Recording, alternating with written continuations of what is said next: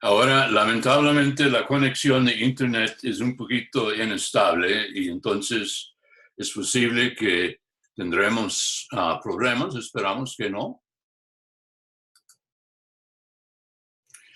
Ahora, quiero comenzar por discutir un sistema implícito de ecuaciones un poquito alterado de la vez pasada. Es el siguiente. Uno.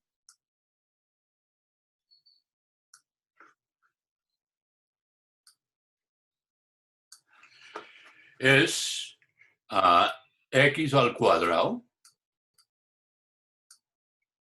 más u por x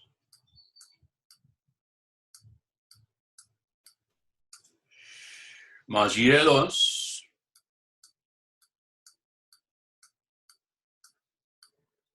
más v, no por v como escribí la vez pasada, igual 0. Y la segunda ecuación es x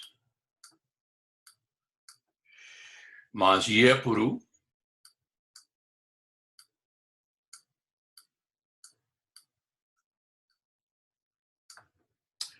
más v2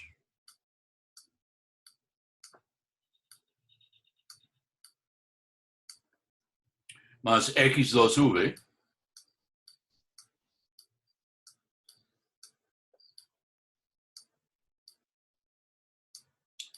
también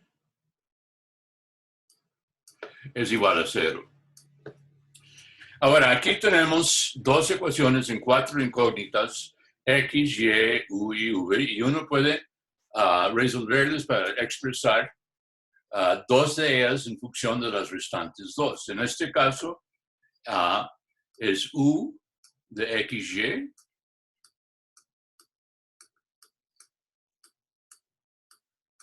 y v de xy.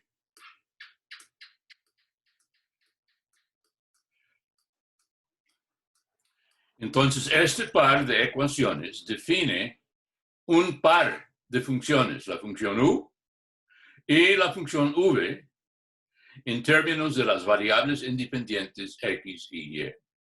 Entonces, hay dos cosas que deseamos hacer. Hallar u de 1, 1.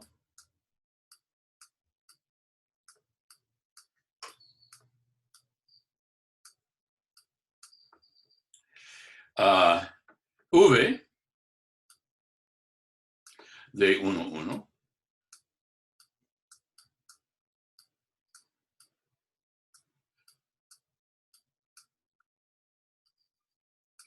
Y luego lo que es la parte importante para nosotros, la derivada de u con respecto a x en 1, 1.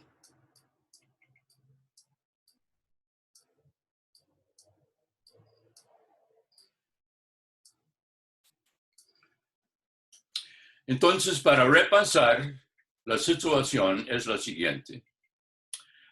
Tenemos dos ecuaciones, ecuación 1 y ecuación 2. El par define implícitamente, sin despejar u y v, u en función de x y y v en función de x y y. Y para ilustrar, vamos a ver cuál es u en el punto 1, 1, cuando x es 1 y y es 1, y v en el punto 1, 1. Bueno, en la clase pasada, con un par de ecuaciones muy parecidas, resolvimos esa ecuación. Y entonces no voy a volver a hacerlo, simplemente voy a indicar de que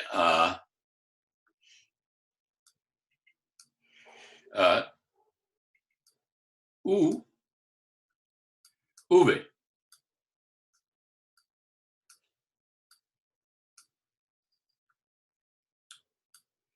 toma dos valores en 1, 1. A saber, menos 3, 1 igual como hicimos en clase la vez pasada, y menos 1, menos 1.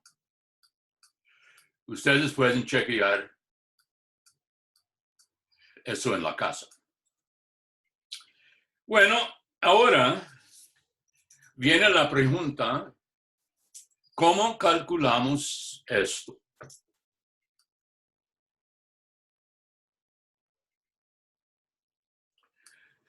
Por una función definida por un sistema de ecuaciones. Bueno, para contestar eso, voy a escribir el sistema en la forma siguiente. 1, f grande de x, y, u, v es 0. Donde la f grande es x2 más ux, bla, bla, bla, bla. 2. Y la segunda ecuación del sistema es g grande de x, y, u, v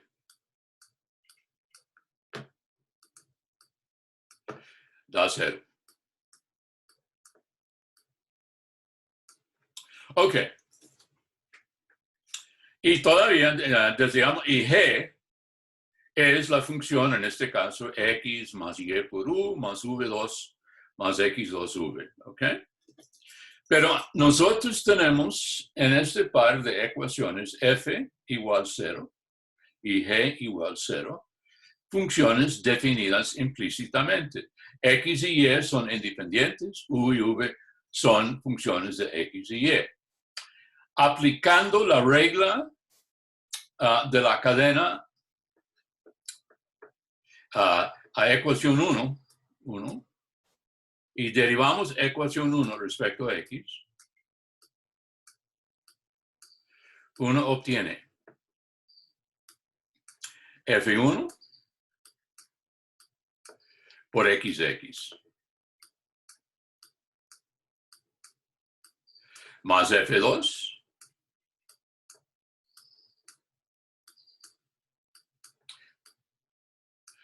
por yx más f3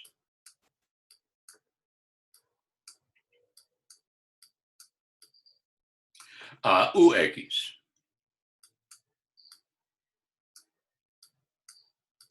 más f4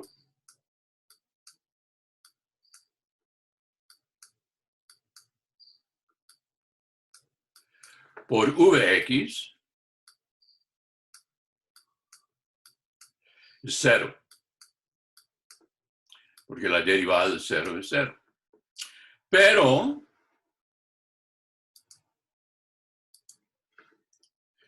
la derivada de x con respecto a x es 1.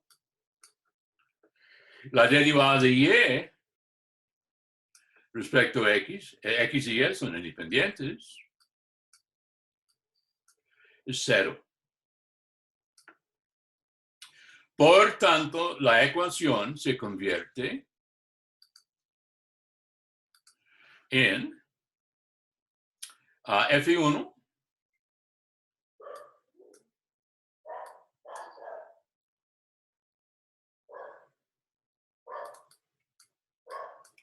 más f3 por u, x, más f4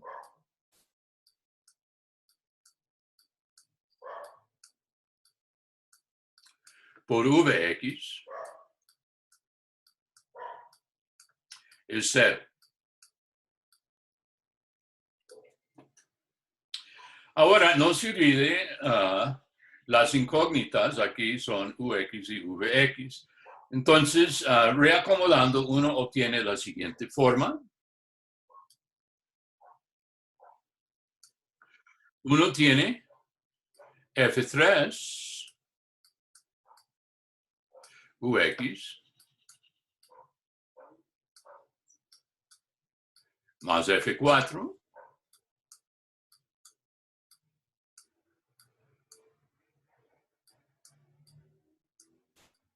Vx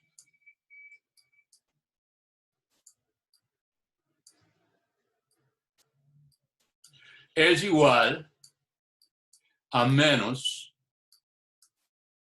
F1. Ok. Ahora, eso es lo que pasa si derivamos la ecuación 1 con respecto a x. ¿Qué sucede si derivamos la ecuación 2 con respecto a la misma variable x? El cálculo es idéntico, simplemente se cambia f por g en todas partes y uno obtiene g3 por ux más g4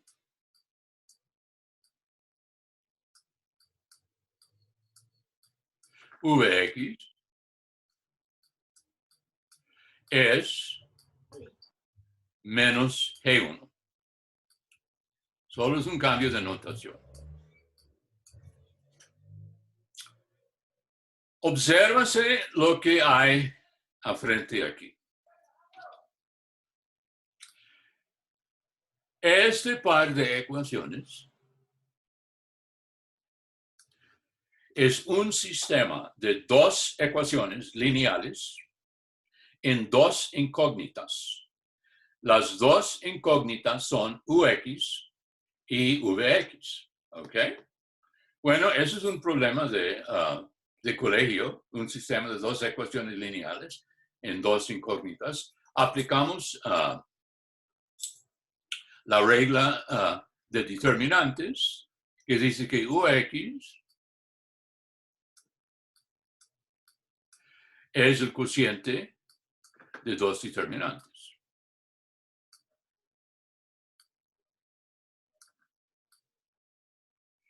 Arriba, como es Ux, escribimos los términos constantes, menos F1, menos E1.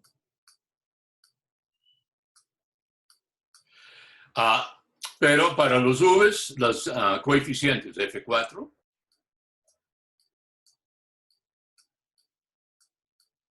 E4.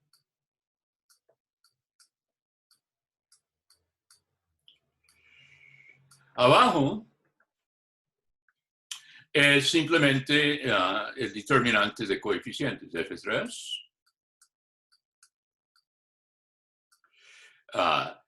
G3, F4,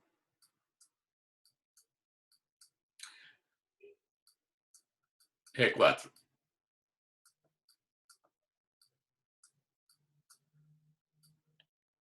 Ok. Eso se llama la regla, para que ustedes recuerden, de Cramer, para resolver un sistema de dos ecuaciones lineales en dos incógnitas. Ok. Ahora, ya aplicamos nuestro conocimiento de la identidad de qué es F y qué es G. Entonces uno tiene F1, hay que calcular F1, G1, F3, G3, F4, G4. Entonces F1 es la derivada de F respecto a X. Vamos arriba y eso es 2X más U y ya. F3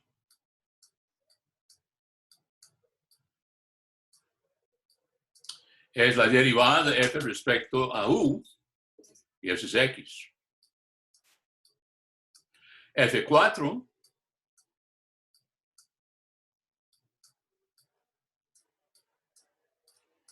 es la derivada de f respecto a v, y eso es 1. Ahora, antes de derivar los g's, ¿cómo es que uno va evaluando numéricamente esto?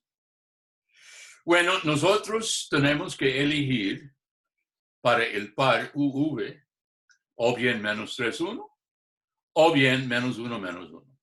Bueno, simplemente para ilustrar, elegimos la primera elección. UV es menos 3, 1. Entonces, en ese caso, esto va a ser, no se olvide, X y Y son ambos iguales a 1.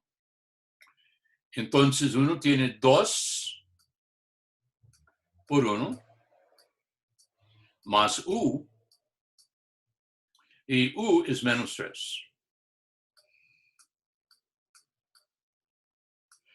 Y eso nos da menos 1. F3 es X, que es 1. Y F4 es 1. Ahora hacemos el mismo cálculo con los G's. Uno tiene que G1, hay que derivar respecto a X, es 1.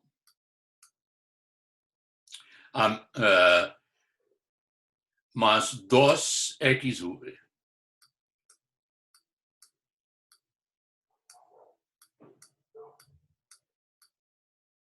Vamos a chequearlo, sí, derivada de G respecto a X es 1, más 2XV. Muy bien. G3, perdón.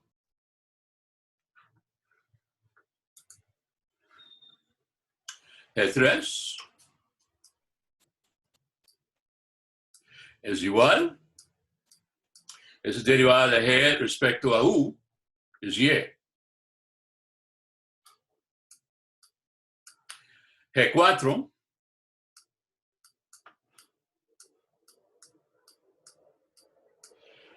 derivada de G respecto a V es 2V.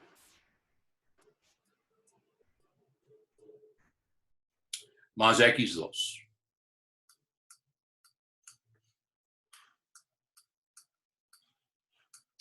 Y ahora los calculamos con los valores numéricos. Y esto es 1 más 2 por X, que es 1, por V, que es 1. Y eso es 3. G3 y E es 1. G4 es 2 por V, que es 2 por 1.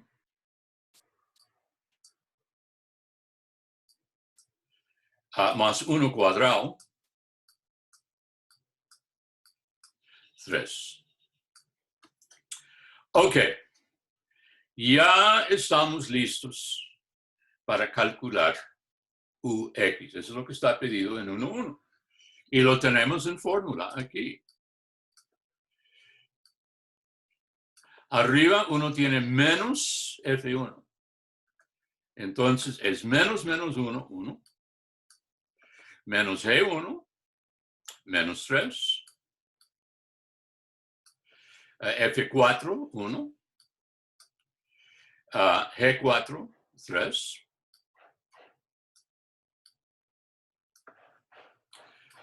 Sobre F3, 1. G3, 1. Y 1, 3. Y eso es 3 más, porque se resta, 3 sobre 3 menos 1. Y eso es 6 sobre 2, 3.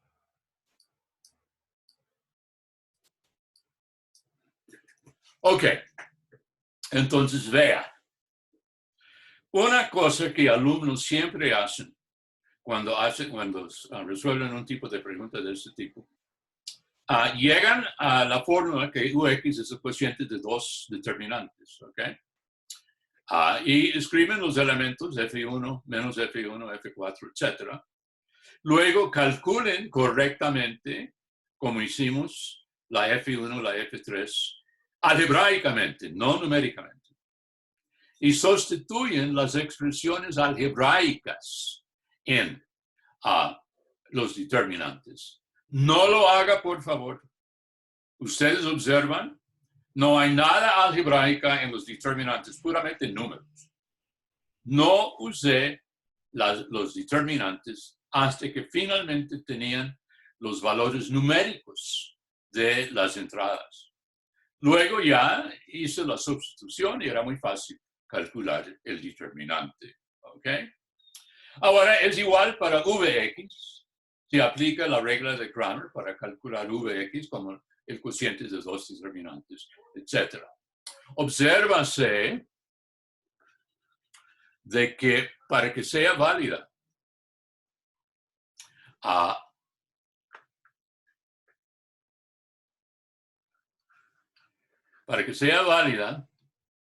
esta fórmula, el denominador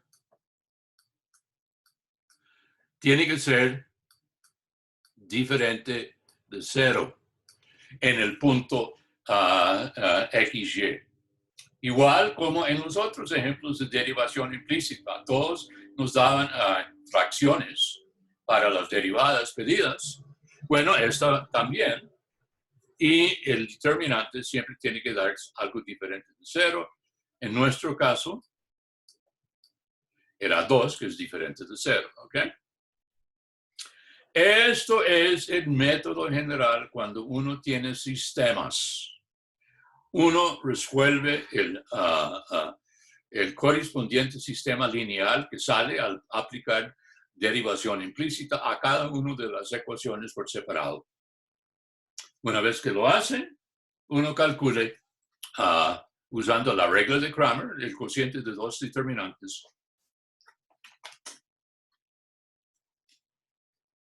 el valor de la derivada. Ese es el método de manejar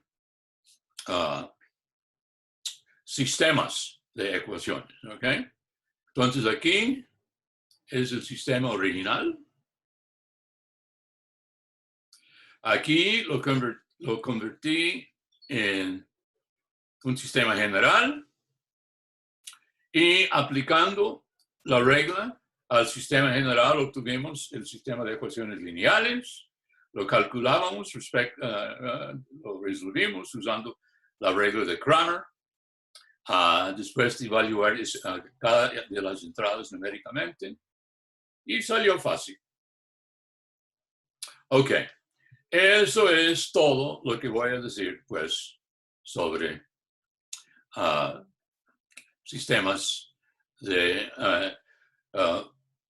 funciones definidas implícitamente. ¿Ok? Hola, profe, tengo una pregunta. ¿Sí? A ver, un momento. En 1 de X, cuando dice que X de X es 1, eso lo entiendo porque si deriva X sobre X es 1 y si deriva Y de X es 0, ok. Pero ¿por qué U de X y V de X no? Porque son funciones de X y Y. Porque están en relación a X y Y, por eso no se Sí, cortan. no son independientes, son funciones de X y Y definidas implícitamente por ese sistema. Ok, vale, era simplemente para... Ok, voy a borrar esto. Ya. Muy bien, ahora cambiamos de tema. Entramos en un tema nuevo. El tema de máximos y mínimos.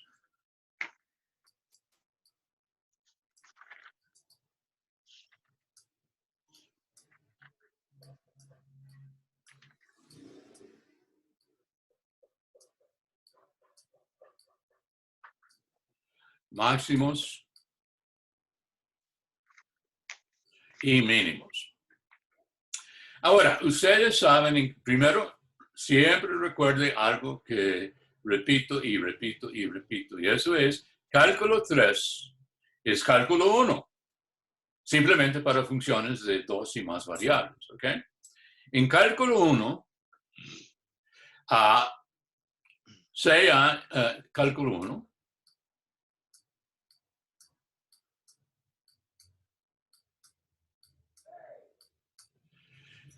supongamos uno tiene una función y es f de x.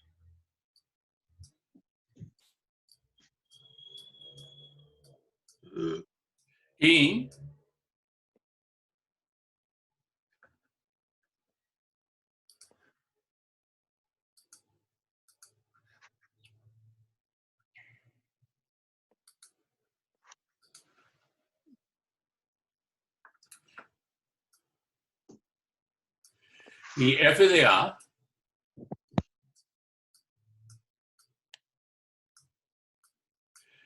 es un valor extremo.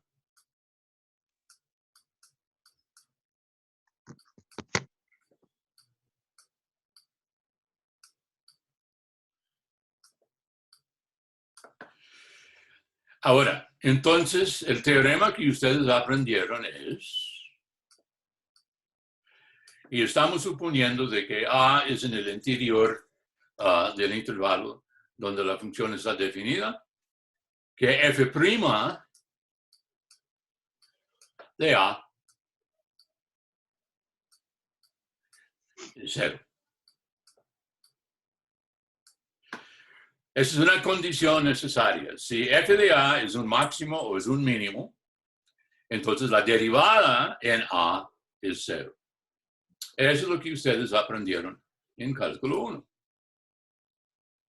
Y la manera como ustedes resolvieron problemas de máximos y mínimos era, ustedes calcularon las derivadas de f y encontraban todo punto donde f' es 0 y luego ustedes tenían que clasificar, se llamaba puntos críticos. Ustedes tenían que clasificar tales puntos como máximos, mínimos, puntos de inflexión o nada. ¿Okay? Ahora, ¿qué sucede en cálculo 3? ¿Cuál es la correspondiente condición? Entonces, pasamos a cálculo 3.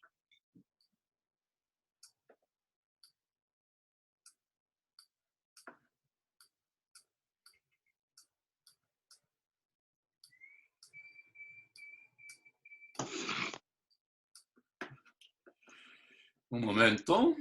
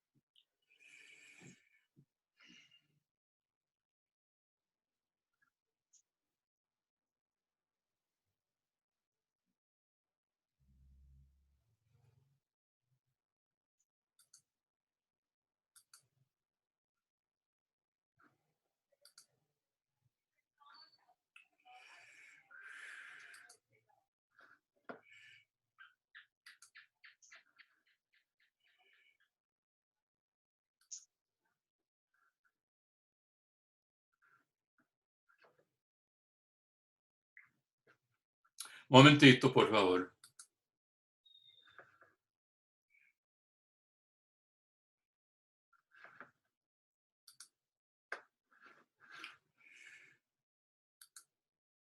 Ahora, en cálculo 3, uno tiene una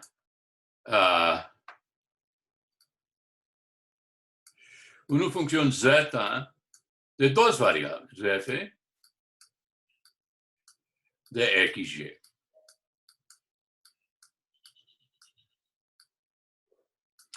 Y supongamos de que f y uno tiene de que f del punto AB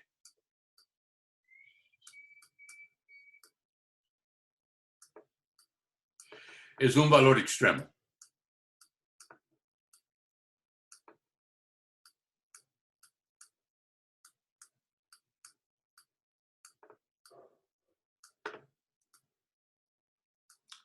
Ahora, un valor extremo otra vez significa, es un máximo local o un mínimo local.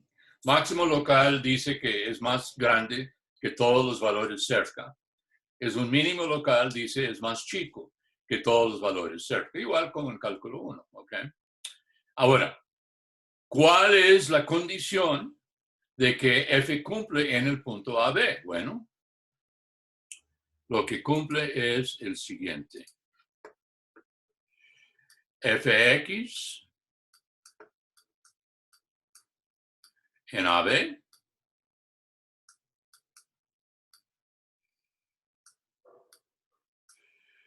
igual 0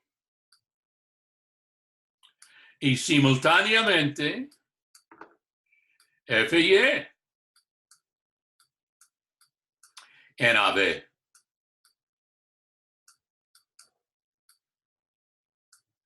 da 0.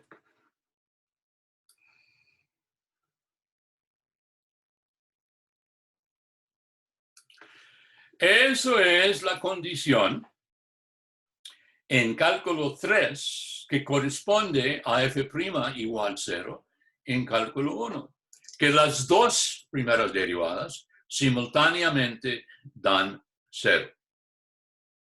Ahora, lamentablemente aquí no podemos entrar en la demostración, es fácil. Uno contempla f de xy como función únicamente de x dejando y igual b, y entonces tiene un máximo, digamos, en el punto A, y por tanto f' en A es 0. Pero f', si y es constantemente b, es la primera derivada con respecto a x, y esa es la primera condición. Entonces, esa es la idea de la demostración. Lo importante aquí es poder aplicar a la condición. Vea, aquí es un ejemplo.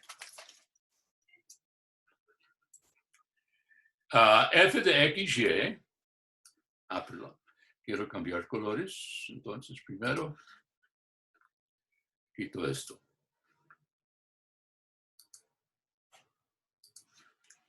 Pues uno tiene que f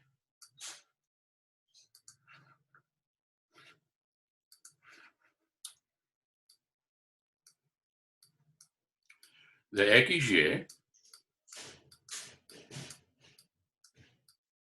es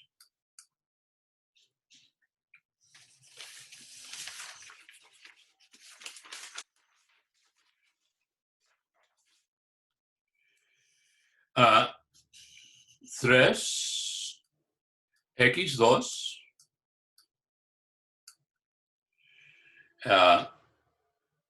y2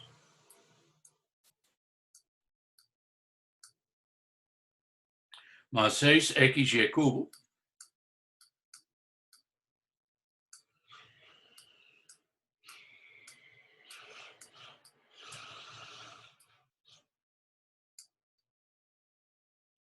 menos 2xy2.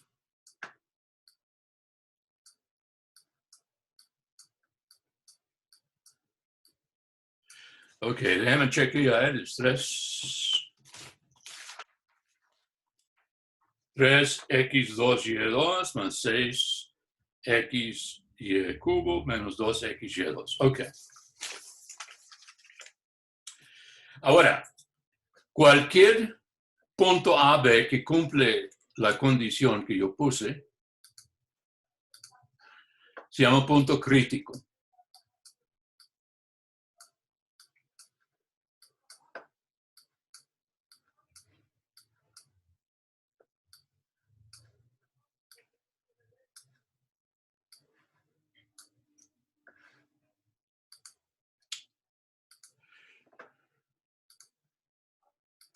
Ok. Entonces, el problema aquí es hallar todos los puntos críticos de f de xy. hallar.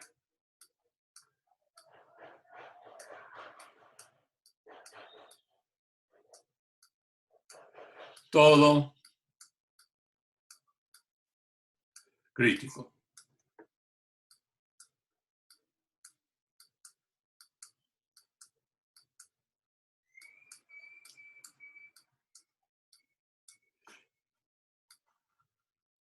De esta función.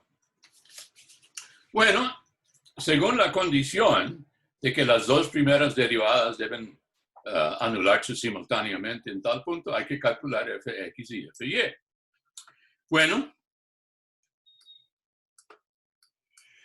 fx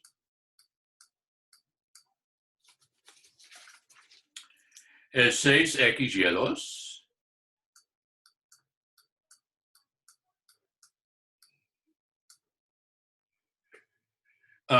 más 6x más 6y cubo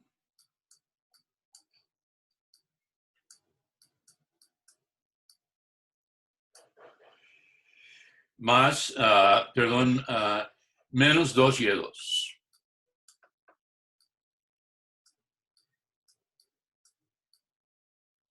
O, sacando un factor común de 2y2,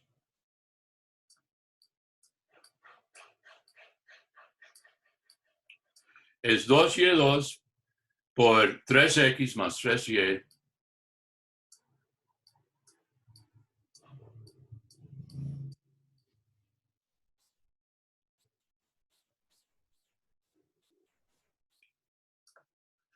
y fy, llevando a cabo el cálculo, sale a 2xy por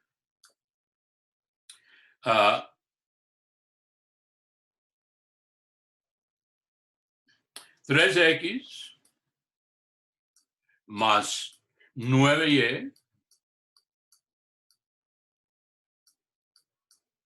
menos 2. Ok. Ahora, Profe, ese 3x más 9y, el y no debería estar elevado a la 2.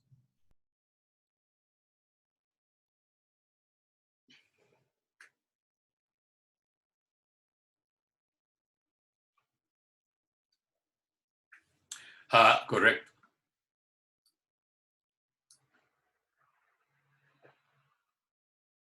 Déjame chequearlo. No, profe, creo que está bien, ¿eh? No, originalmente era 18 xy2. No, es y. Sí, no, entonces estaba bien. Déjame ver. Gracias. Sí, porque al derivar y cubo sale y cuadrado y sacando y de y cuadrado queda y. Ahora, uno quiere que esto es 0. Oh,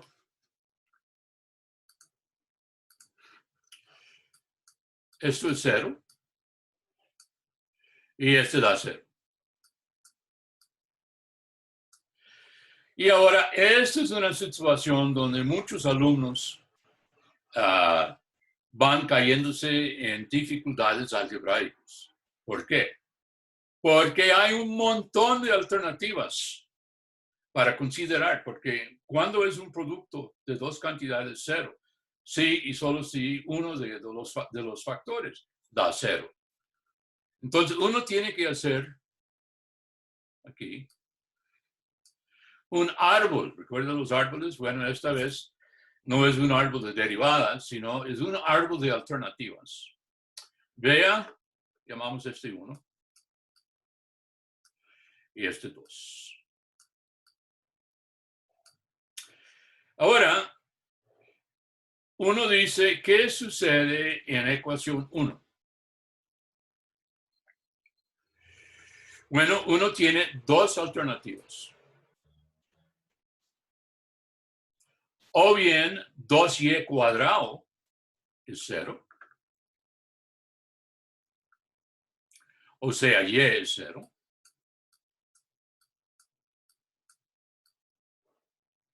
O bien 3x más 3y menos 1 es 0.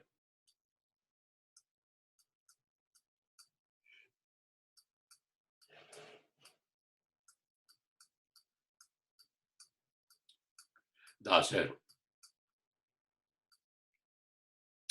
Y para cada uno de esos, usted tiene o bien 2xy es 0 o el tercer factor es 0. Y ese le da x igual 0 es una posibilidad. Y igual 0 es segunda posibilidad. Y tercera es que 3x más 9y menos 2 es 0.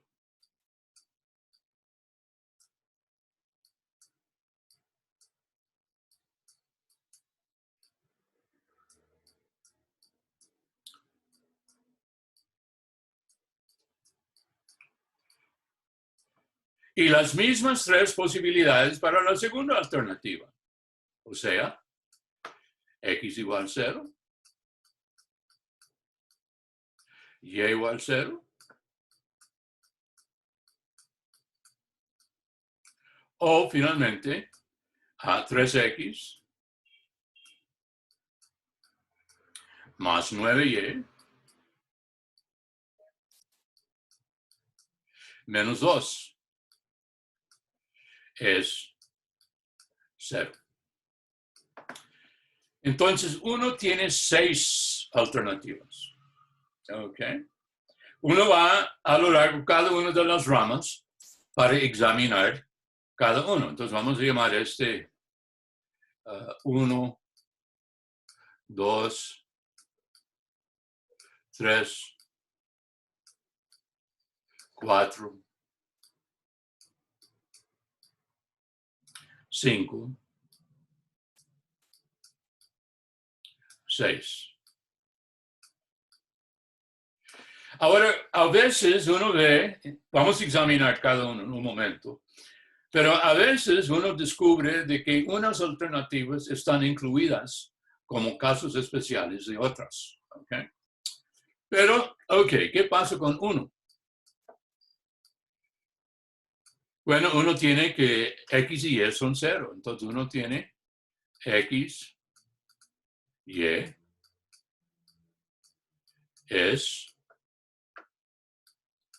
0, 0. 2.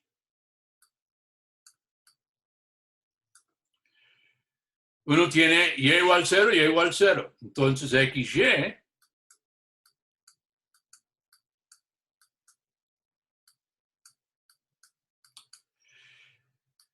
es x y es 0. Y eso es muy interesante porque eso dice que x puede ser cualquier cosa y y 0. O sea, para esta situación hay una infinidad de puntos críticos, todos a lo largo del eje de x. ¿Okay? Bueno, veamos 3. Y una cosa, obsérvase, 2 incluye el punto 1. Si uno toma x igual 0. 3, uno tiene y igual 0 y 3x más 3y, 3x más 9y menos 2 es 0. Entonces uno tiene 3x, como y es 0, menos 2 es 0, lo que da x es 2 tercios. Y ese implica que xy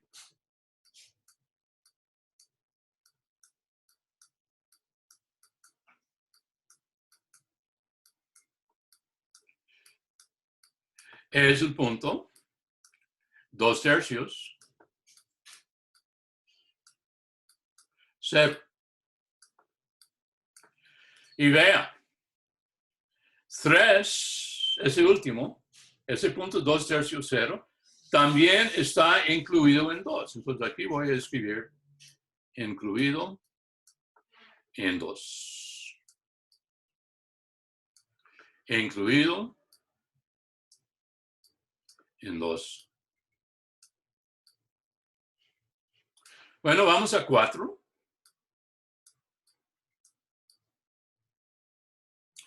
4 dice 3x más y menos 1 es 0 y x es 0. Entonces, este dice 3y menos 1 es 0. Y es 1/3.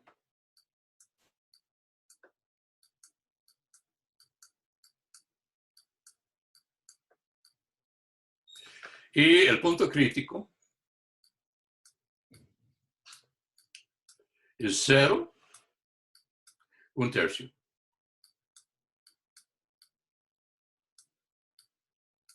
Que no está incluido en ninguno de los anteriores. Bueno, 5.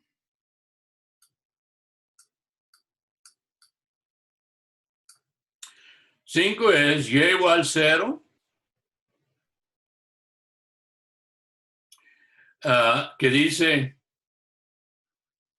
3x menos 1 es 0. Dice xy es 1/3 0.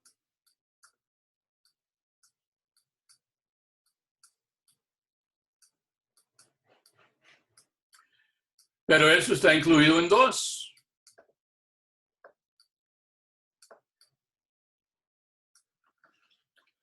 Y finalmente 6.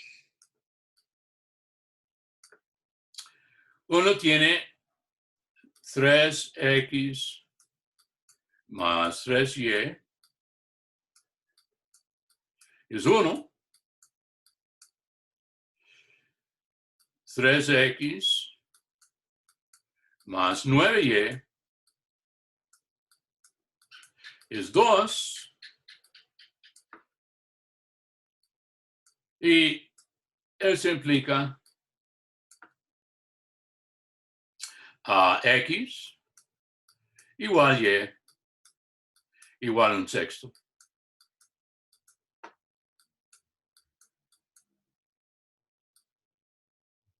O sea,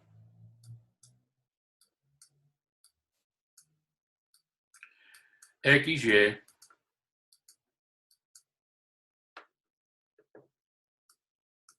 es el punto 1/6, 1/6. Ok. Entonces, ¿cuáles son? Profe, perdón, ¿la y no sería menos 1/6? No. Entonces, uno tiene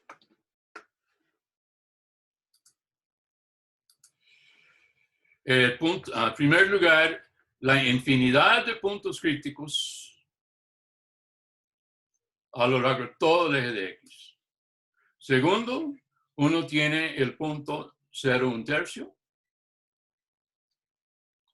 Y tercero, uno tiene el punto 1/6, 1/6. Entonces, uno tiene dos puntos discretos, es decir, separados, 0, 1/3 y 1/6, 1/6. Y uno tiene una infinidad de puntos críticos el eje de X. ¿Okay? Ahora, esta ilustra las dificultades algebraicas que sucede cuando uno tiene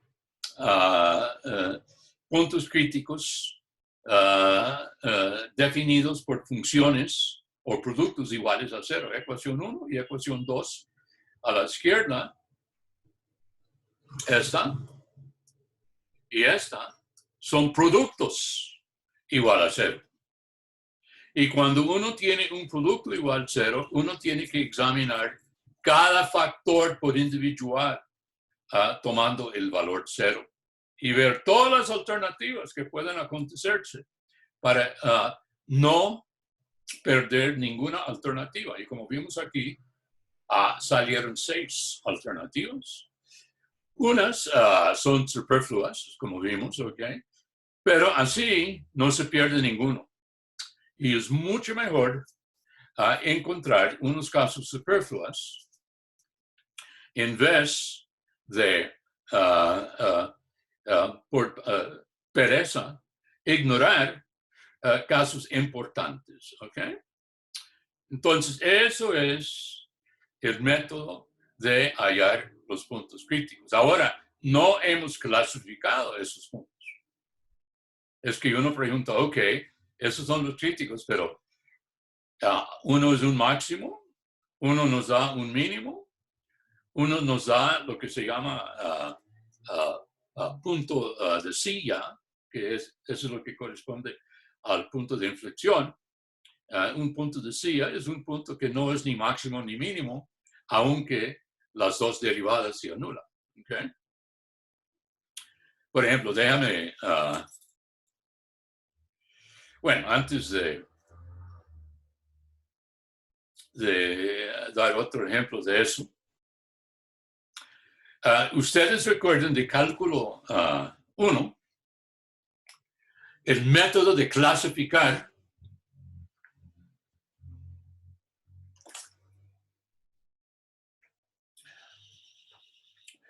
los puntos críticos. Era la segunda derivada. ¿Recuerden? Vamos a ver eso por un momento. Entonces, ya dejamos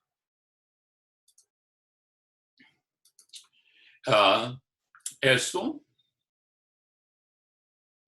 Entonces voy a aclararlo, voy a borrarlo. Muy bien. Entonces, segunda derivada.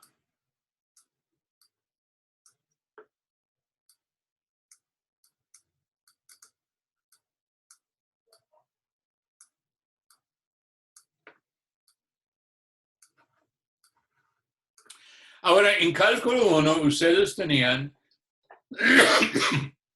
si la segunda derivada es negativa, es un máximo. Si es positiva, es un mínimo. Y si cambio de signo, es un punto de inflexión. ¿Qué sucede en cálculo 3? Bueno, como pueden imaginar, la situación es más complicada. Pero nosotros vamos a ver lo que se llama la regla de Gundelfinger.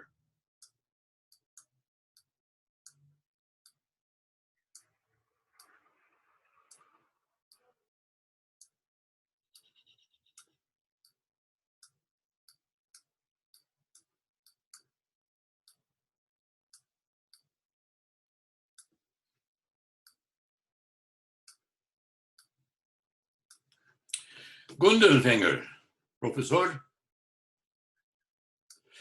Gundelfinger. Ahora, la regla dice eso. Sea AB un punto crítico.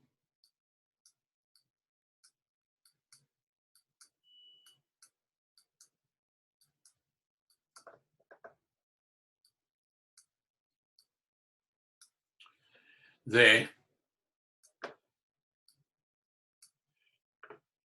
F de XY. ¿Okay? Entonces las dos primeras derivadas se anulan. Y uno quiere saber, bueno, ¿qué me da? ¿Máximo? ¿Qué me da un mínimo? ¿Qué? Bueno, aquí formar, la regla dice, formar los determinantes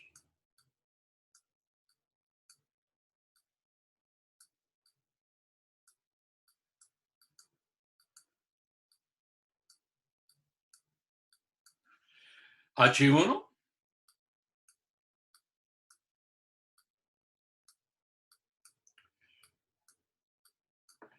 es F XX.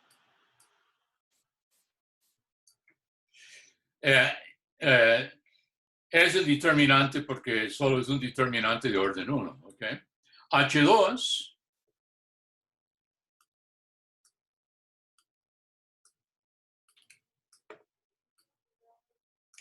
es el determinante FXX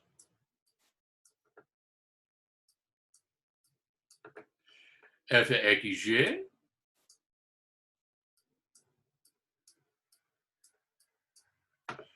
FYX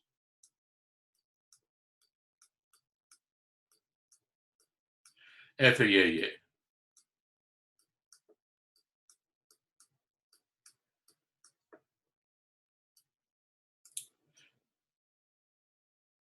Ahora, y se supone que ninguno es cero. Eso es diferente de cero en el punto crítico. Y esto es diferente de cero.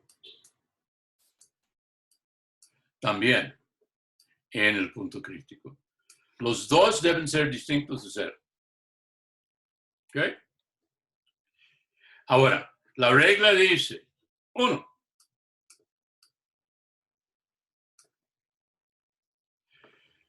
Si H1 positivo, H2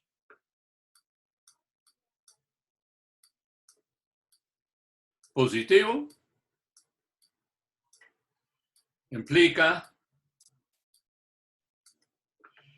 F AB igual mínimo.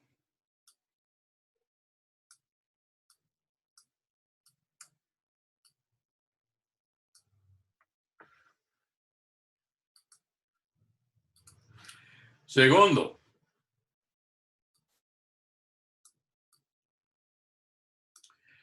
H negativo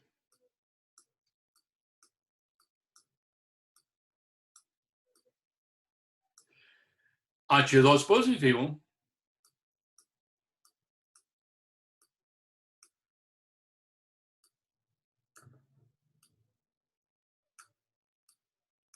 implica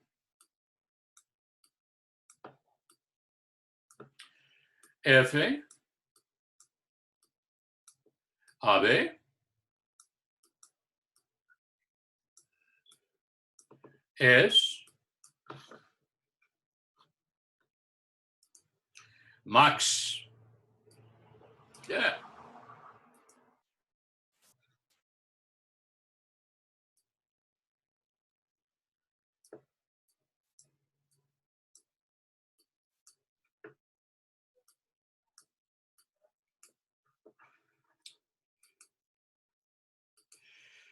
Tres.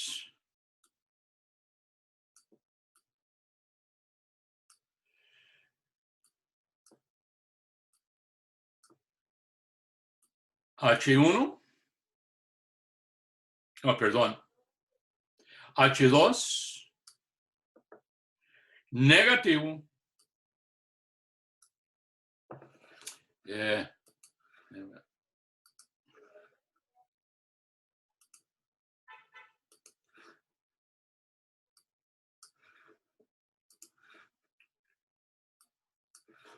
Damn it.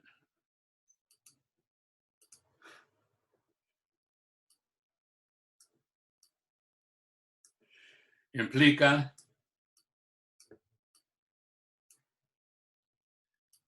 AB es punto de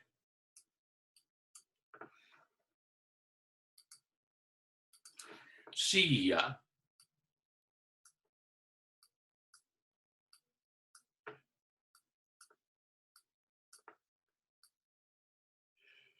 punto de silla significa que ni es máximo ni es mínimo, aunque las dos derivadas se anulan ahí. Entonces veamos lo que dice. En primer lugar, las dos, hay que llamar estas. Los dos determinantes se llaman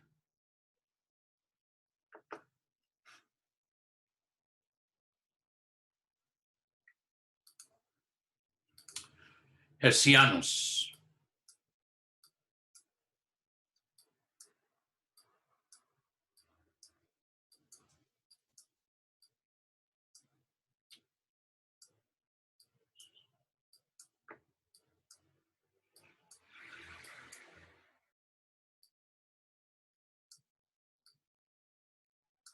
Se llama hessiano.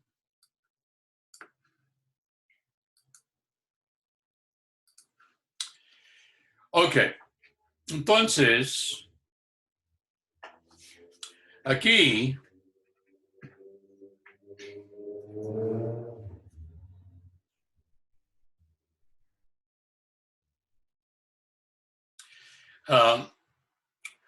en primer lugar, los dos hessianos de primer orden y segundo orden tienen que ser distintos de cero o no se aplica.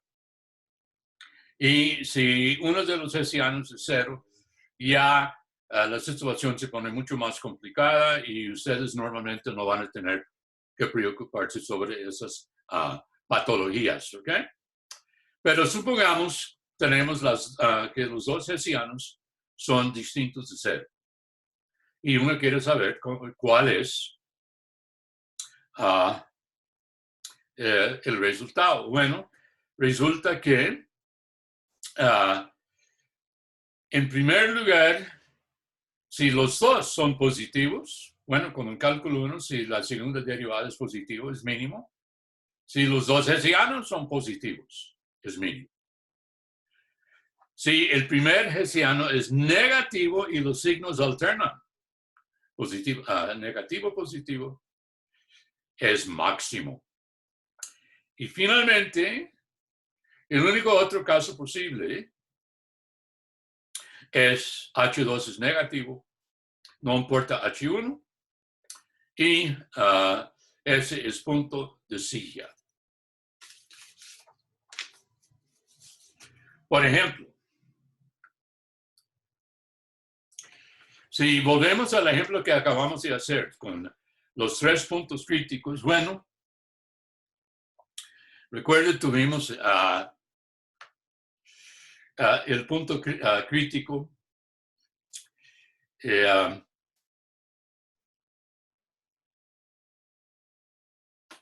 Déjame chequear. Sí. Un sexto. Un sexto. En el ejemplo anterior.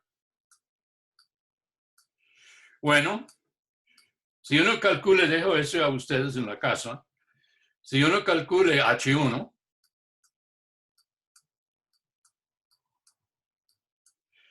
sale un sexto. H2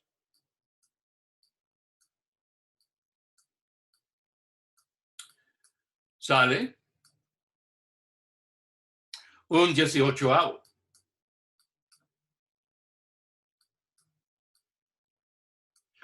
Entonces, ambos son positivos. Conclusión, mínimo.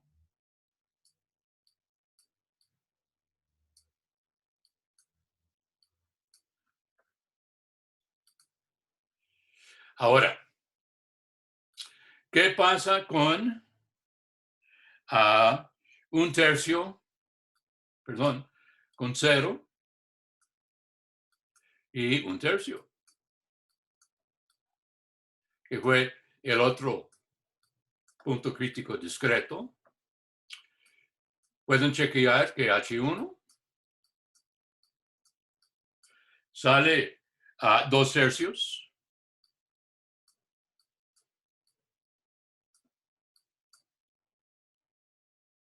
H2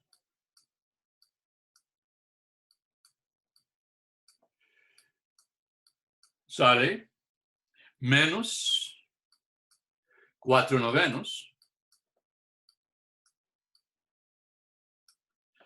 Y entonces, según Gundelfinger, tenemos un max.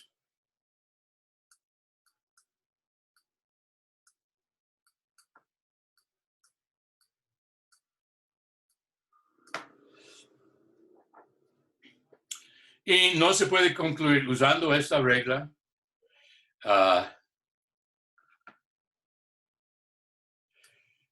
con X0.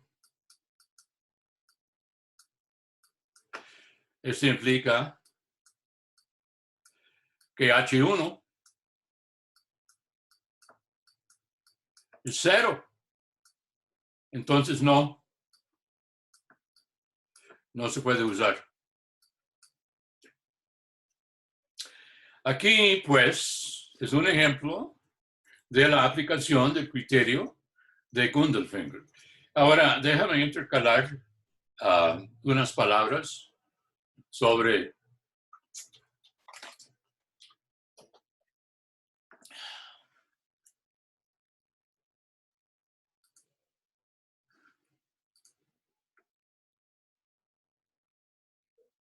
no, se llama punto de silla. En dos variables no son puntos de inflexión, son puntos de silla. Ese es el término técnico, Brenda.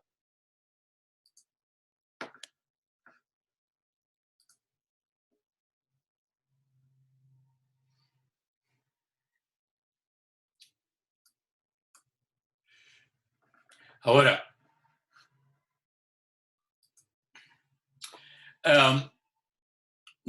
momentito.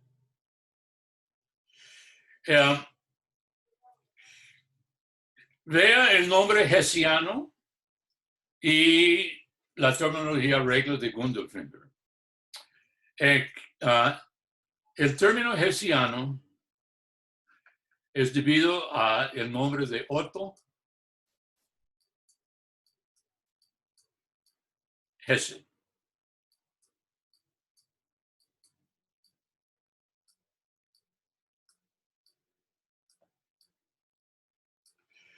Otto Hesse fue un matemático alemán en mediados del siglo XIX, quien estudió mucho las cuádricas, recuerdo las cuádricas, pero no en 3 dimensiones, sino en n dimensiones.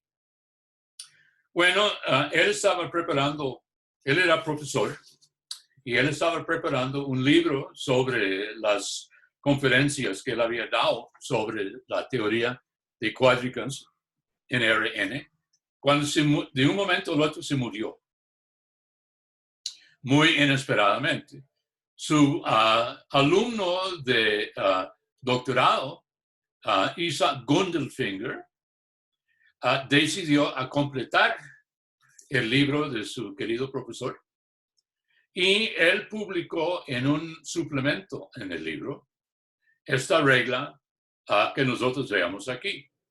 La única diferencia es que era para funciones de n variables y no solamente dos variables como aquí. ¿Okay? Y es tan fácil usar también para n variables que hoy en día está conocido como la regla de Gundelfinger, y en homenaje a su querido profesor, los determinantes de segundas derivadas que ustedes ven ahí se llaman hessianos. ¿Okay? Pues un poquito de historia ahí. Ahora,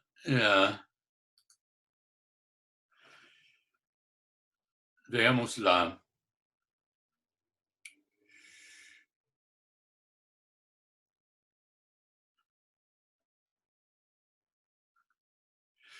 Sí, es punto de silla. Es exactamente como yo le dije. Ok, es punto de silla. Por definición, si H2 es negativo, entonces es punto de silla.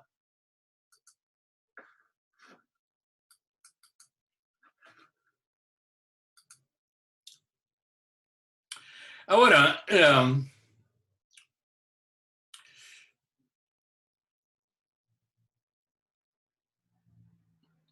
este es un ejemplo muy interesante. Recomiendo de que ustedes usen sus programas de dibujar superficies para que puedan examinar, para graficar superficies, para que ustedes puedan ver cómo parece esta superficie, ¿ok? Es muy interesante, tiene una forma muy, muy rara que yo dejo a ustedes a descubrir, ¿ok? Ahora, quiero dar otro ejemplo. Y para eso voy a quitar lo que tengo aquí. Resulta de que no he puesto en estos ejemplos ninguna restricción sobre el dominio de la función. Simplemente para todo XY posible hallar los puntos críticos y clasificarlos, ¿ok? Vea el siguiente ejemplo. A f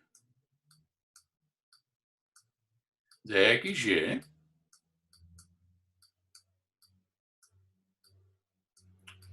es 2x y menos 1 menos x2 menos y2 elevada a la 3 medios.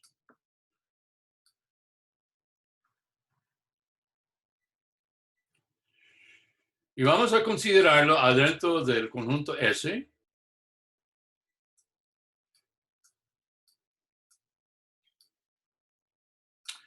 que es el conjunto de todo XY, tal que X2 más Y2 a menor o igual que 1.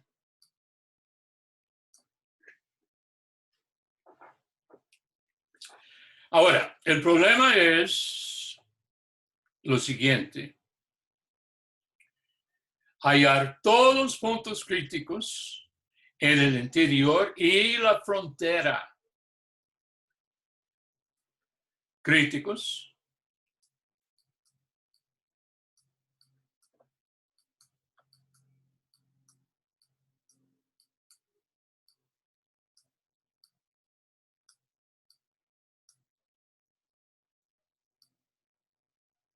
en el interior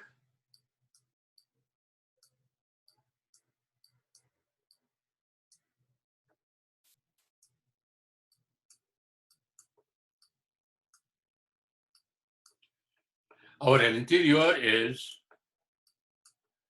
todos los puntos tal que X2 más Y2 menor que 1 y frontera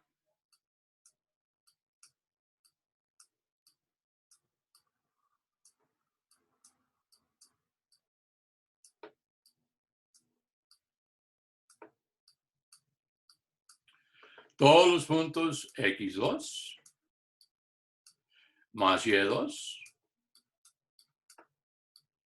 igual a 1. Y clasifícalos, claro.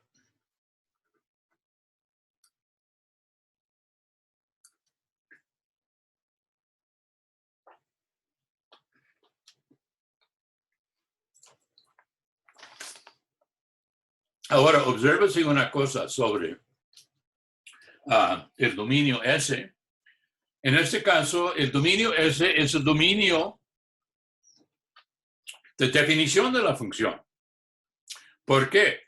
Porque uno tiene una raíz cuadrada, ahí 1 menos x2 menos y2, y ese número tiene que ser no negativo, o sea, x2 más y2 nunca puede exceder a 1. Entonces, el interior del círculo unitario es tal dominio.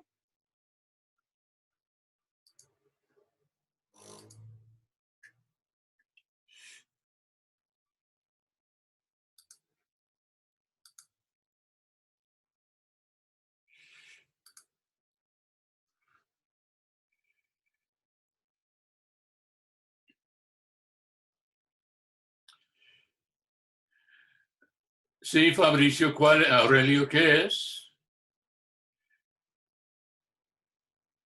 No, el multiplicador es de Lagrange ni entra. Ok. No, jamás. Eso es simplemente una pregunta de máximos y mínimos donde también hay que tomar en cuenta la frontera del dominio. ¿Okay?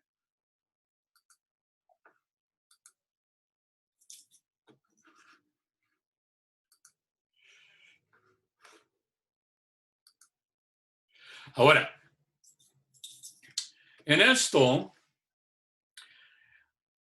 obsérvese una cosa. El interior es un dominio en 2 dimensiones y entonces uno tiene que aplicar el criterio de las 2 primeras derivadas, mientras que la frontera no. Entonces, esa es una investigación separada. Entonces, primero, interior.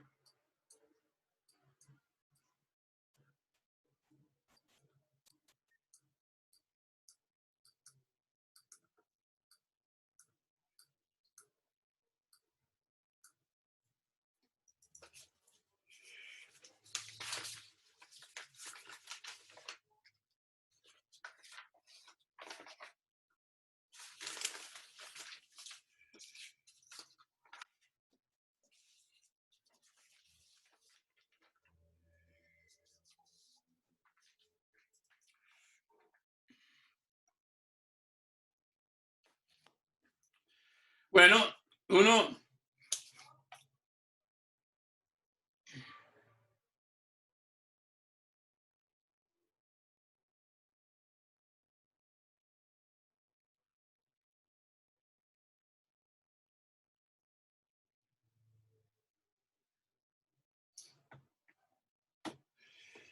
puede ver lo siguiente. Fx, al calcularlo, sale a 2y más 3x a raíz 1 menos x2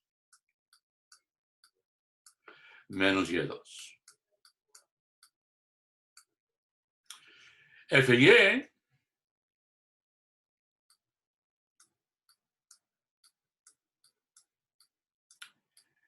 es simplemente un intercambio de x y y. Es 2x más 3y.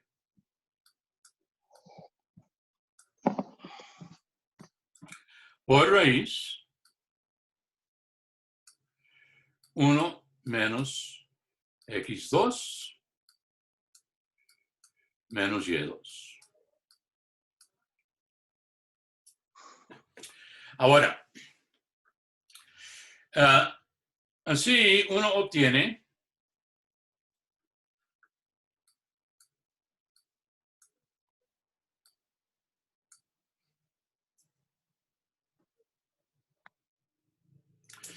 Y uno quiere que esto sea 0. Y que esta sea 0.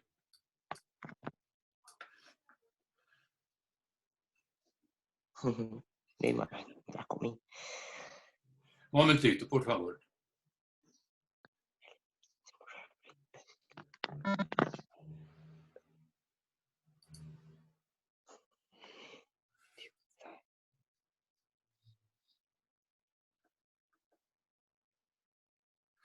Ahora, este dice que 3x por raíz 1 menos x2 menos y2.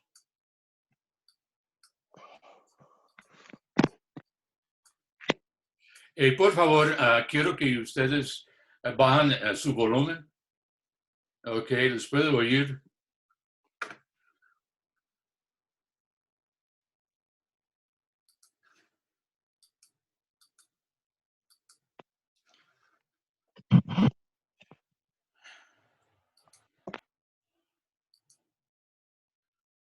Bueno, entonces yo voy a tener que hacerlo.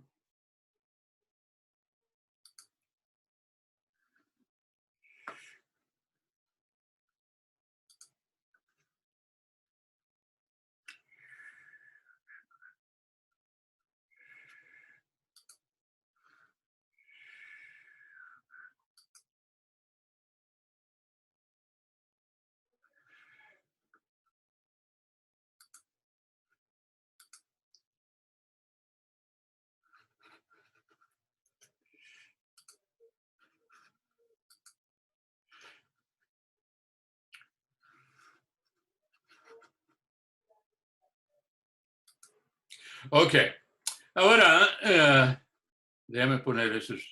Raíz cuadrada es menos 2y. Y 3y raíz 1 menos x2 menos y2 es 2x.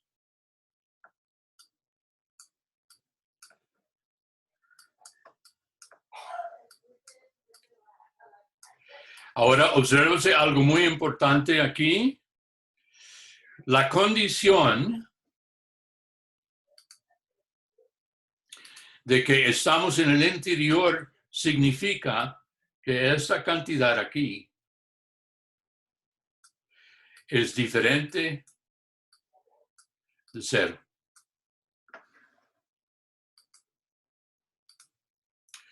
Por lo tanto, puedo dividir la ecuación superior por la ecuación inferior sin dividir por 0. Y uno obtiene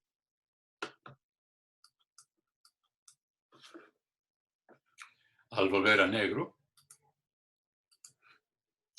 que x sobre y es y sobre x, porque los dos signos cancelan.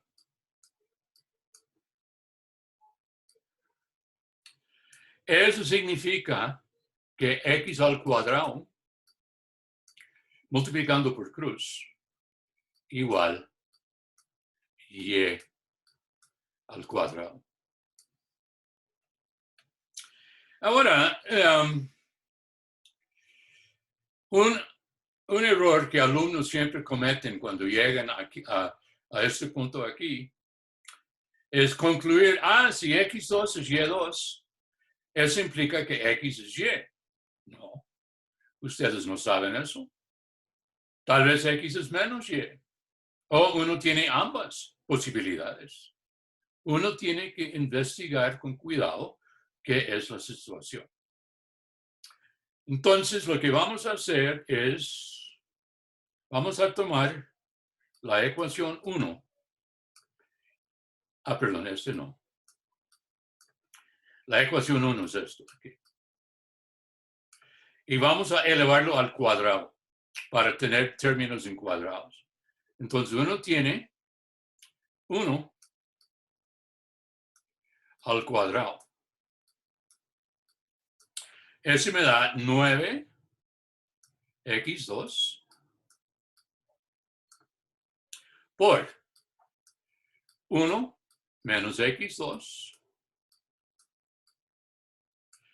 Y como x2 es y2 menos x2 de nuevo. Es 4 y2, que es x2. Entonces uno tiene, y como aquí x no es 0, ¿okay? Estamos suponiendo aquí x diferente de 0. Volveremos a esa sustitución en un momento. Entonces podemos cancelar la x cuadrada en ambos lados.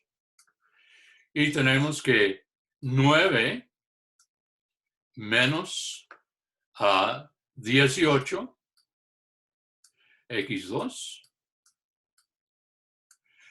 es 4. Ese dice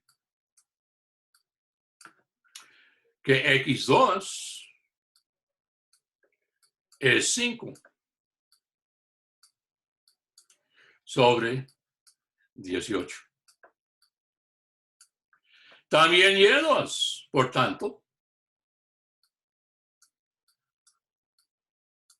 es 5 sobre 18.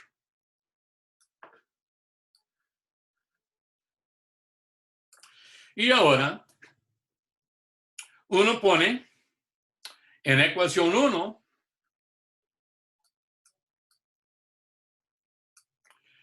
3x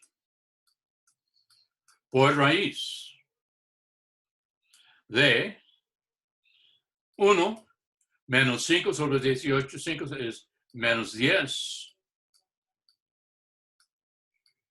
sobre 18, es menos 2y.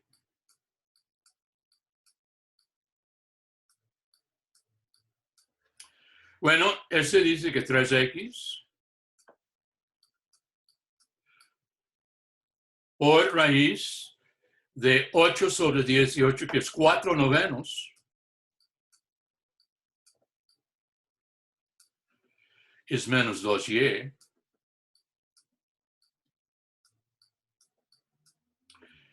Este dice que 3x, y por definición una raíz cuadrada siempre se toma la positiva, es 2/3,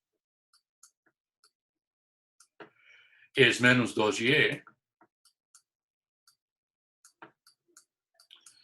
Y cancelando 3 con 3, 2 con 2, uno obtiene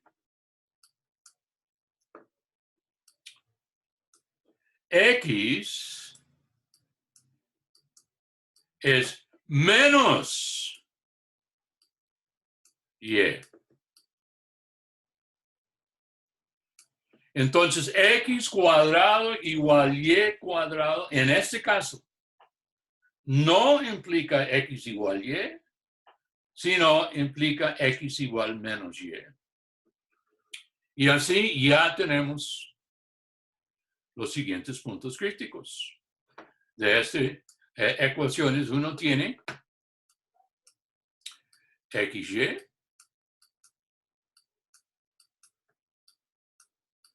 es a raíz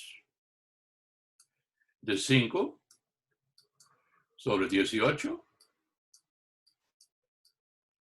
y menos y menos raíz de 5 sobre 18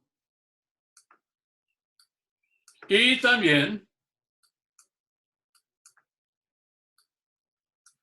la otra posibilidad menos 5 sobre 18 raíz de 5 sobre 18. Entonces ya tenemos por lo menos 2 puntos críticos en el interior. El par de puntos críticos que veamos ahí. Pero todavía hay que examinar qué sucede con x igual 0. X igual 0. Si uno vea ecuación 1,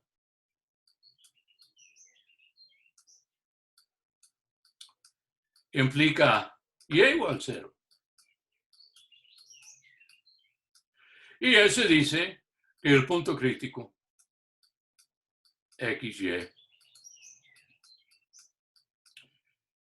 es 0, 0.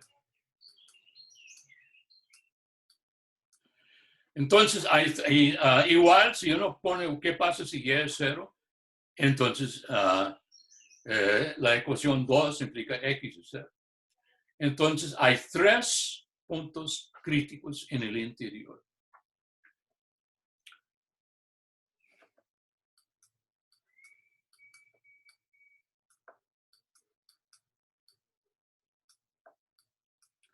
Hay 3 críticos.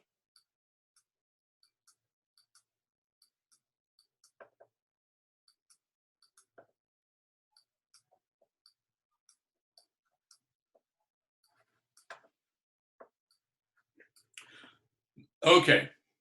Entonces, vean, otra vez, esta ilustra las complicaciones algebraicas que pueden acontecerse cuando uno tiene que resolver las ecuaciones fx es 0 y fy es 0. En este caso, uno obtuvo esta ecuación aquí, x2 igual y2. Pero, ¿cuál es la relación entre x y y? ¿Es x igual y o x igual menos y? Bueno, uno tenía que chequear y descubrimos x es menos y.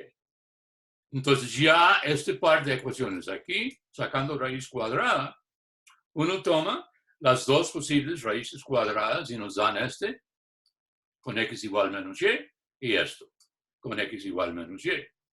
También habíamos excluido x igual 0. Volviendo a incluirlo, obtenemos un tercer punto. Entonces hay 3 puntos críticos en el interior. Claro, tuvimos que jugar un poquito, pero descubriendo de x es menos y fue muy, demasiado, de hecho, importante. Entonces, veamos en qué hemos quedado. Voy a quitarme esto ya.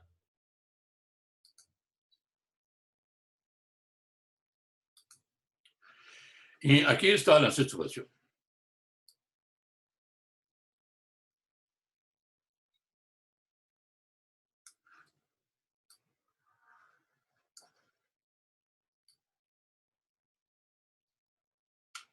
Aquí está el círculo unitario, aquí está el punto 1, 0. 0, 1. Y hay 3 puntos críticos a lo largo de la recta y igual menos x.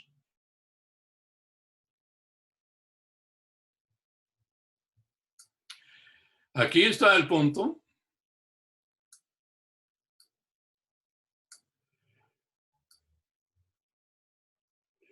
Raíz de 5, 18avos. Y menos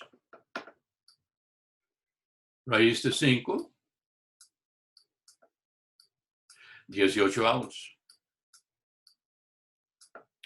Y aquí está su homólogo,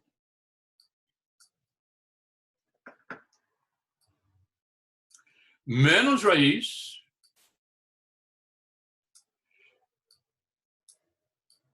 (18avos)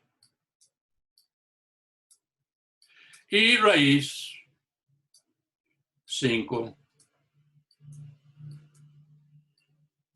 (18avos).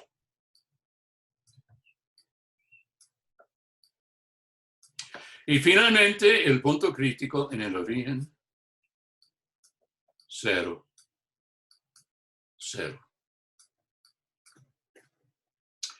Esto es lo que hemos descubierto por nuestro análisis. En el interior del círculo unitario, el dominio encontrado, uno tiene 3 puntos críticos. Ahora,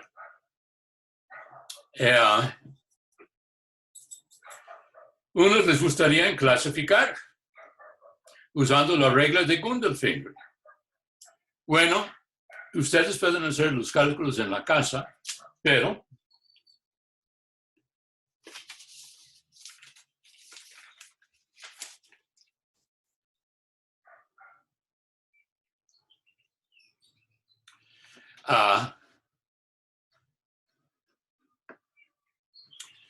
para los 2 puntos críticos, no 0, uno tiene H1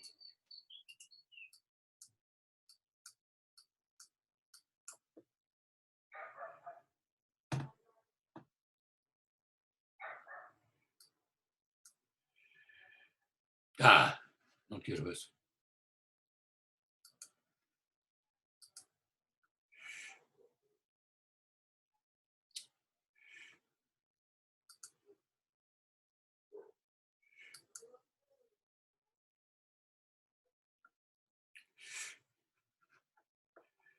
Es 3/4.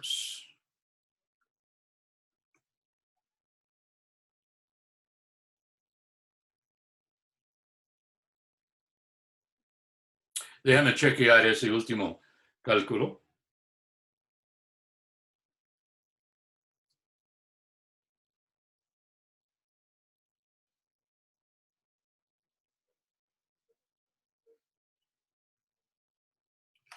Es menos 3/4 y H2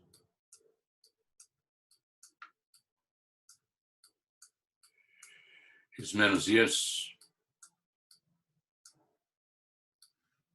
Sí, ya.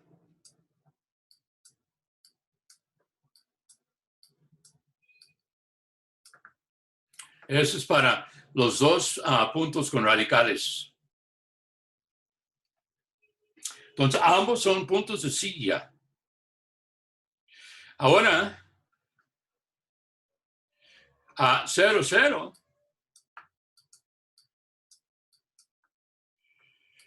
nos da mínimo global.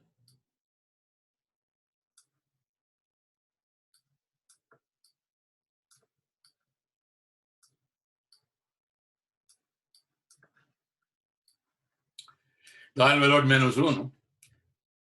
Bueno, eso es lo que pasa en el interior. ¿Qué sucede en la frontera?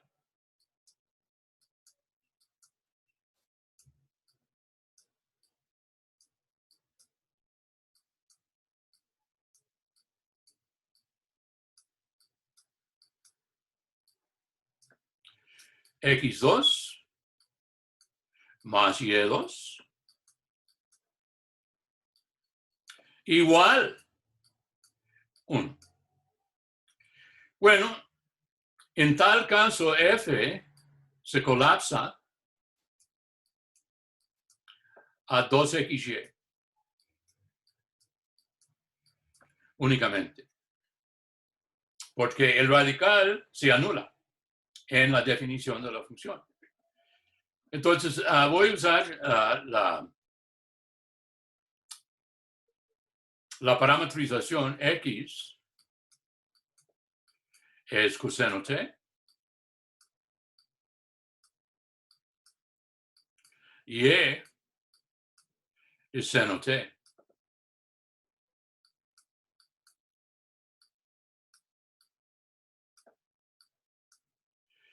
Eso me da que f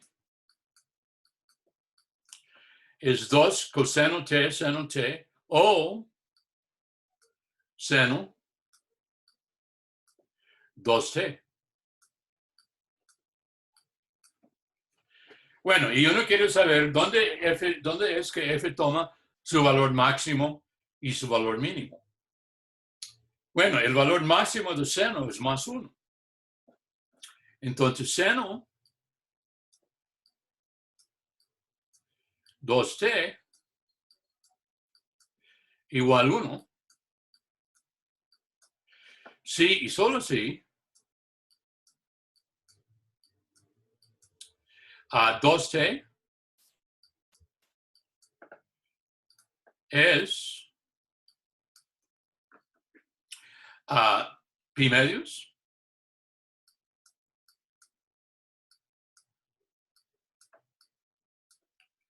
cinco pi medios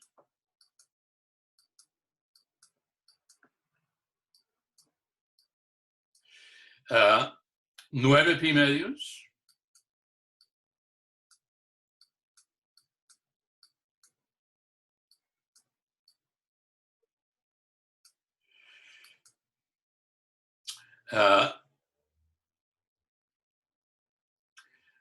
13 pi medios, etcétera.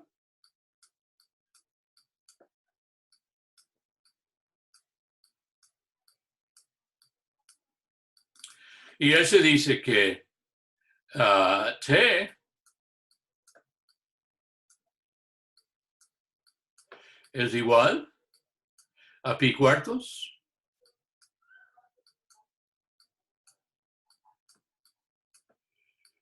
5 pi cuartos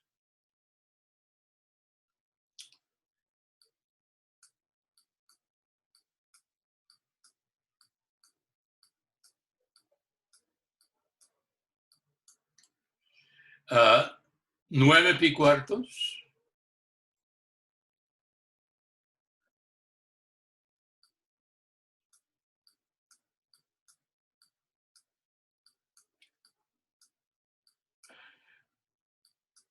pero 9 pi cuartos es más grande que 2 pi. Entonces esos dos a partir de ahí hay que excluirlos. Y de modo semejante, seno 2t igual menos 1, el valor más chico posible, sí y solo si t igual 3 pi cuartos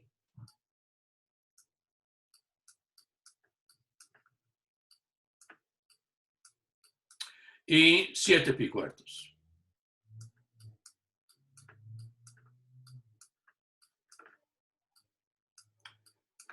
Bueno, entonces uno examina y uno ve los puntos donde ocurren esos valores extremos. Son aquí, aquí, aquí y aquí. O sea, por ejemplo, aquí uno tiene pi cuartos y coseno es 1 entre raíz de 2. 1 entre raíz de 2.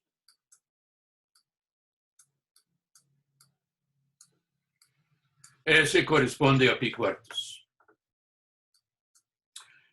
5 pi cuartos es aquí. Y eso me da menos 1 entre raíz de 2. Menos 1 entre raíz de 2.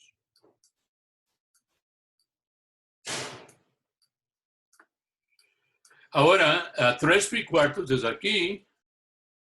Eso me da menos 1 entre raíz de 2. Y 1. entre raíz de 2.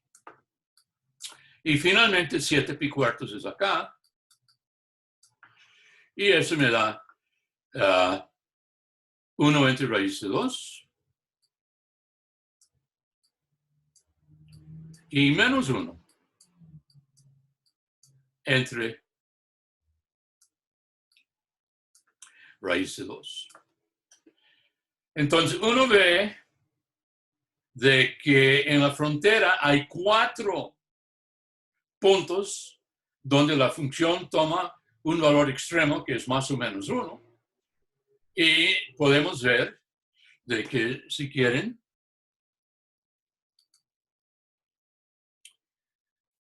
ocurren, déjame hacerlo.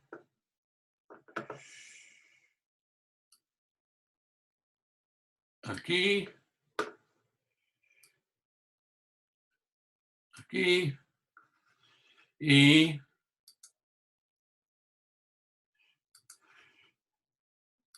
aquí.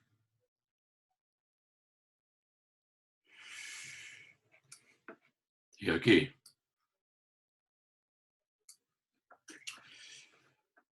Eso es pi entre 4.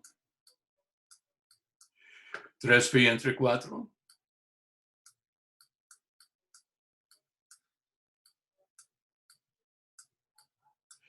5 pi entre 4.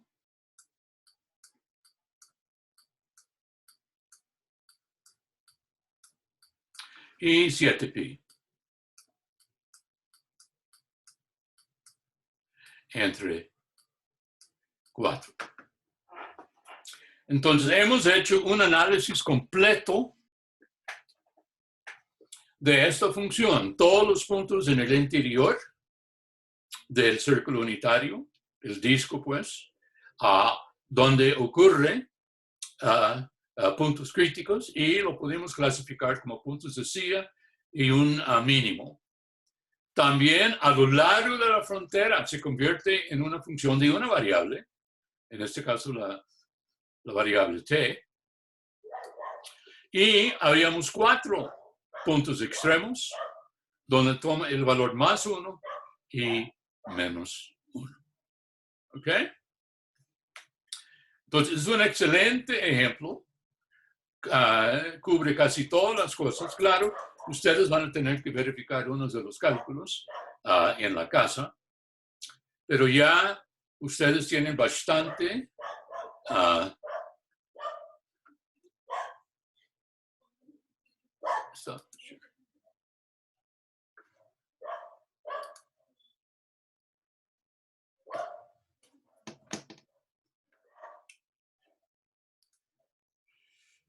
ya ustedes tienen todos los ejemplos para hoy para ilustrar la idea de las dos primeras derivadas son iguales a 0 si el punto es un máximo o mínimo, y la regla de Gundelfinger para clasificar puntos, además de que finalmente el ejemplo de puntos, de funciones implícitas definidas por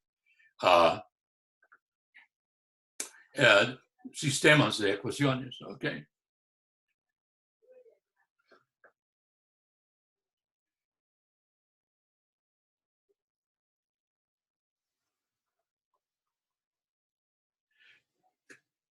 Bueno, aquí voy a terminar la clase, pero